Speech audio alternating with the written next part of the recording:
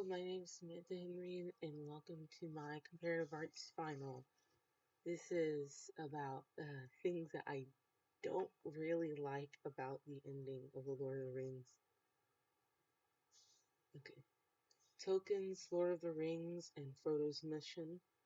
The Lord of the Rings has taken us so far on this journey in this class, but throughout this great book, it's really good.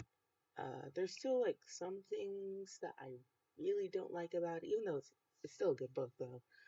To start off, I'd like to talk about the main man, the Hobbit himself, um, Frodo, and why I think he's like a great leader and main character to take on this role in this mission of destroying the ring.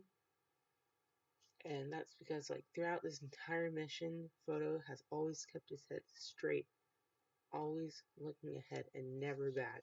He's always kept his eye on the prize. I think that's a great leader asset. The friends we made along the way. Not only has Frodo been such a great leader, but so has everyone else that's been with him on this journey. Aragorn, Gilmy, Sam, and all the others, Pippin, and many others that have come along with Frodo have all changed so much. They have sprouted and grown into the people that they are today, and some of them have literally grown. Yeah, and we can see a bit of leadership coming in them too. You see it along the way as you can see them getting more and more mature. It's interesting. They're all really good pals, and Frodo's very lucky to have.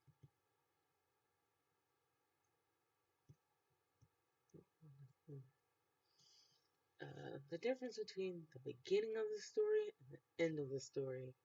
Frodo was much different in the beginning of the story than in the end. Frodo didn't seem that serious and interested in it.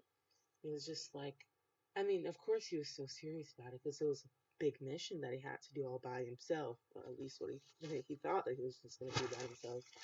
But I feel like he didn't really realize that he would become the person that he is today. Yeah. Yeah, he had I feel like he had a bit of mix of cheer, curiosity, and maybe some joy because then again in the beginning of the story they had never left their little village, and so it was definitely got to be excited in some ways. Now around the end, big drastic change. Frodo had been broken. In the end, he was nearly corrupted. Well, technically he was because he almost kept the ring for himself. And honestly, I don't blame him. His previous self would have never guessed that. Looking in the mirror, looking at who he would become in the future, if he did, that whoa, that's me. Nah, no way. The ending and how much it really does change things. The ending for me personally wasn't really that interesting to me. There was things inside of it that I found really unnecessary. That you know what, that was just if that wasn't there, could it have just still been the same? That's the mindset that I have for this. That the movie could have just gone without, and it would have still had the same ending. Some of the things I don't really like in it is one, random love points. I'm sure a lot of you that are watching this, I remember in class that big old situation that we had with the random love situations. Uh, Plot holes in the enemies and how extremely dumb they are. I mean, I know that they're supposed to be, bad guys. They don't have that much sense, but really, they're very stupid. And very tasteless ending scene. I don't know. I just felt like it needed something else in it. And that's just only a few of them, trust me.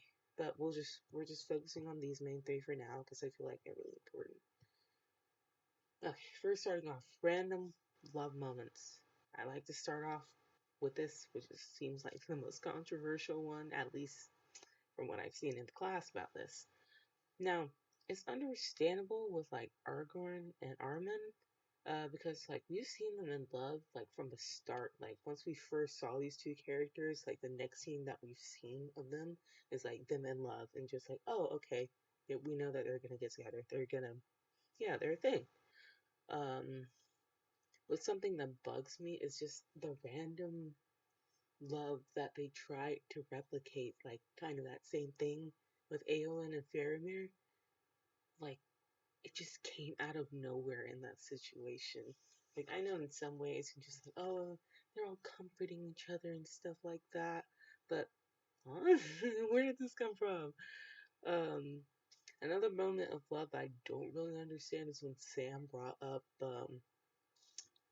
what was her name? Rosie Cotton.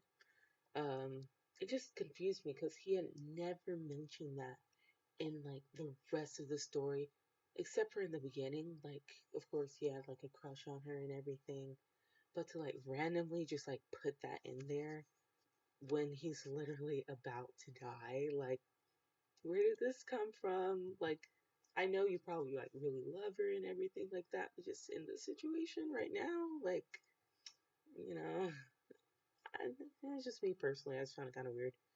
They could have put like something else there. Anyways, moving on. Unnecessary moments with the dumb enemies. Now I understand like the main enemies are orcs. They're supposed to be characterized as like mean, stupid, and evil.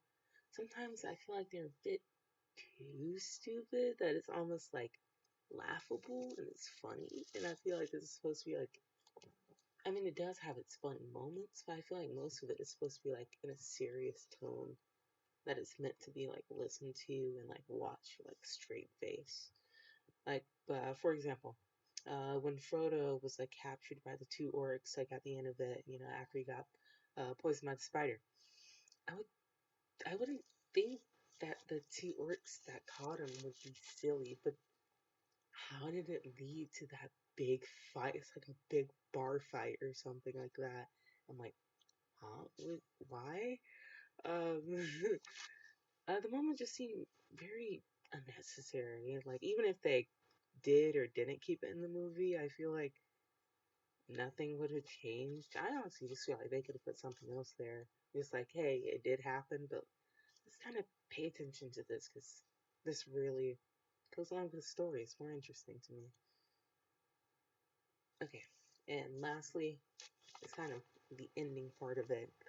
I said in the beginning, the tasteless ending. I mean, it does have some taste in it, but finally, I like to talk about the final moments in the ending with Sam, his wife, and kids at the end. I get it. This moment is technically supposed to be all like lovey-dovey, sweet, and just like we gotta move on. You know, we gotta live our lives and everything. But nothing happened in that part. I'm just like, why was that there in the first place? Like, yeah, we know that they fell in love. It showed a part before it where they got married and everything like that. But just showing it right after Frodo left, just like they could have ended there because that scene didn't even last that long. It wasn't that big of a situation. I feel like one of our journal entries that we did, that this is just Hollywood, you know, shazzle dazzle or whatever, that they just did it just to have that like funny or like happy family like ending at the end. But I'm just like, does it really need to be there? Like, I know you're like trying, but mm, I can tell something's up. My final thoughts. Although there are quite a lot of things that I'm not a fan of it in it, it's still like a really good book, and I would like highly recommend it. I love a lot of things, like not only just about the movie, which is what I like mainly focus this presentation on, but like also the book as well. And even though a lot of moments were questionable, the class and learning about it, the book was really enjoyable. I feel like if I didn't take this class, like I would never read this book anyways. So it's a really fun experience. And those cited sources at the end, yeah, I use those articles to get some research. Anyways, thank you. Bye.